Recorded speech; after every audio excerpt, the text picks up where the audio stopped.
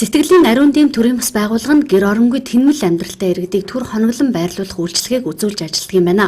Тус байгууллагын дээрх үйлчилгээнд хамрагдсан иргэдийг орон гэртээ болгохоор зорж байна. Тэдгээр иргэдээс нийгэмд биедан амьдрах чадвартай болсон 10 иргэнд хашааны газартай болгох саналыг Сэлэнг аймгийн Сайхан сумын засаг дарагт өнгөрчүүд 7 хоногт тавьсан байна. Уг саналыг хүлээн авч Сайхан сумын нутаг дэвсгэр болох Ширээн нуруунд гэр барих хашааны газрыг олох оруулж хэмжилтийг нь хийж өглөө. Энэ газартай болох юмсан гэдэг бодол маань ер нь дотор маань нэлээд удаан явсан л да. Тэгж байгаа саяхан би нэг юм өөрийнхөө тархины газрын албаас асуусан чи ер нь нэг юм гэр орооллын газар олохдохгүй байгаа юм байна.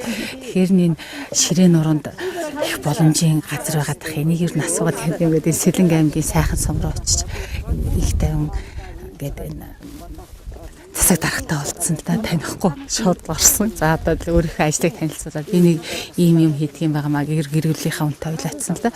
Ийм ажил хийдэг юм байгаа. Энэ нэг ажлаар нэг бас нэг 10 өрхийг нэг бас нэг газартай болох гэсэн өөрийн зөвмжтэй болох гэсэн танаад ийм боломж олцсон байдаг бол өгсөн чи өө яг ингээд үнэхээр яг энэ хүмүүсийн төлөө явж байгаа юм бол тусланаа гэд. Тээх мундаг айгу хурдан хугацаанд энэ асуудлыг шийдчихсэн одоо би энэ Сайхан сумын засаг даргын нэг тавгад их баярлалаа гэж хэлмээр энэ одоо бүр. За өдөр манай Дархан уул аймгийн байдаг Сэтгэлийн ариун дэм төрийн бас байгууллага энэ нөхдүүд өнгөрсөн л багт манай сумд наттай зуулцсан. Тэгээд ийм эмзэг үлдгийг 10 өрх айлд өмчлөлийн хэмжээний газар олох шаардлагатай байна. Тэгээд энэ дээр дэмж туслах шиг. Тэгээд бидний үйл ажиллагаа сонсоод ер нь бол туслахын зүйтэй юм байна. Нийгмийн эмзэг үлдгийн төлөө өөрийнхөө сэтгэл зүрх гэр бүлээр ингэ зориулж байгаа хүмүүсийн ажил үсэг дэмжээ гэдэг үүдэн дээрс би газрын даамлаад манай кадастрал албаны Сэлэнгээс ирдэг л дээ. Тэр нөхд залуучуудаа маш хурдан шуурхаа шийдэж өгөө. Энэ хүний юм ариун сайхан сэтгэлийн төлөө явж байгаа хүмүүсийн нийгмийн энэ сайн сайхан төлөө явж байгаа ажил үсэд бол төрийн зүгээс аль болох хурдан шуурхаа дэмжиж тусч явах хэрэгтэй гэдэг үүднээс л энэ газрыг шийдсэн. Тэгээд ашгүй харин газар нь бол сонголт нь жоохон эвгүй ээж магадгүй гэж бодож байсан чинь энэ хүмүүсээс буян зайд төгссөн бол сайхан газар таарсан байна. Тэгээ манай газрын албаныхын эдгээс хурдан шуурхаар шийдэж өгсөн байна. Тэгээд энэ хүмүүстэй цаашлах нь ажил амьд бас энэ нийгмийн төлөө энэ хүмүүсийн эмзэг үлгийн амьдралын төлөө сайн төлөө зүтгэж байгаа Сэтгэлийн ариун дэм төрийн бас байгууллагын ариун над бас талхаж байгаа илэрхийлье. Бид хэдийн сэтгэлээсээ маш их өндөр сайхан байна. Энэ Сэтгэлийн ариун дэм албан бас байгууллагт маш их ариун агттай айгүй их талархаж байна. Маш их баярлж байна. Бид нар бол ингээд байнга ингээд хэдийгээр халуун хоол хөтөлбөрт оролцож исэн ч гэсэн ингээд тэрнээс одоо ерөөсөө салаагүй өдийг болтол ерөөсөө ингээд юм хийх бодол байсан ч гэсэн ерөөсөө тэгээд тэрийг ингээд дэмжиж чадахгүй бид нар өөрсдөө дандаа хоорондоо ярьдаг ч гэсэн тэгээд яг тусдаа өөртөө газар байхгүй яг л ингээд юм хийчих юмсан сэтгэлийг дэмжсэн харин надад маш их баярлж байна. Тэгээд Сайхан сумын засаг даргад маш их баярлалаа. Тусал дэмжсэн та нартай ч гэсэн маш их баярлалаа. Хашааны газраа хүлээн авч байгаа дээрх 10 айлын 3 нь өөрийн гэсэн орон гэртэйг нь за бусдын хувьд одоогоор орон гэргүй байгаа ч амьдрах арга заавал олдно гэж тэд ярьж байна.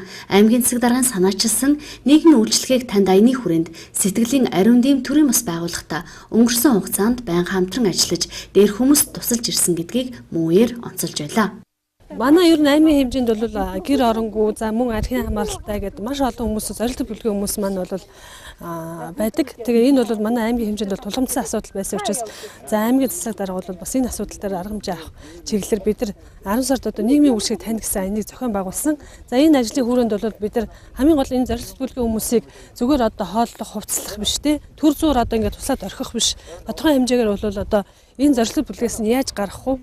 За энэ одоо хүмүүсийг яаж нийгэмшүүлэх үү гэдэг дээр бол бид нар бас одоо төрийн бас байгууллагатай хамтарч ажилласан. За тэрний нэг нь одоо энэ Сэтгэлийн дэм ариун гэсэн ийм одоо төрийн бас байгууллага байгаа. За энэ дээр бол бид нар нийтдээ одоо гэр оронгүй ийм одоо 40 одоо хүнийг бол байршуулж энэ өвөл одоо бид нар хамтарч ажилласан. За энэ хүмүүст бол мөн зөвхөн тэнд хооллож байгаагүй сургалт зөвлөгөө өгөх, за одоо бичиг баримтжуулах, одоо иргэний үнэмлэх, нийгмийн даатгалын дэвтэр, за мөн одоо нийгмийн даатгалаас бол нэг ажилласан жилийг нөхөн тооцоолох гэдэг энэ одоо бичиг баримт бүх одоо зүйлүүдийг авч хэрэгжүүлсэн. За мөн одоо энэ хүмүүсээ одоо цааш нь яаж одоо ажилтаа орлоготой болгож бусад хүмүүсийн одоо игнэнд одоо шилжүүлэх гэдэг дээр бид нар бас одоо харилцан ярилцаж за өнөөдрийн энэ арга хэмжээнд бас хүрээд байна. За Төмний төлөө гэсэн төрийн бас байгууллагын ажлыг дэмжин хамтран ажилласан Сэлэнг аймгийн Сайхан сумын засаг даргын их тайван, Сайхан сумын газрын даамал банзрагч, Сод сүрвэ компани геодезийн инженер Мөнх Болд нарт сэтгэлийн ариун дэм төрийн бас байгууллагын талархал илэрхийлсэнийг мэдээллийн хөтөлбөрөөр уламжлая.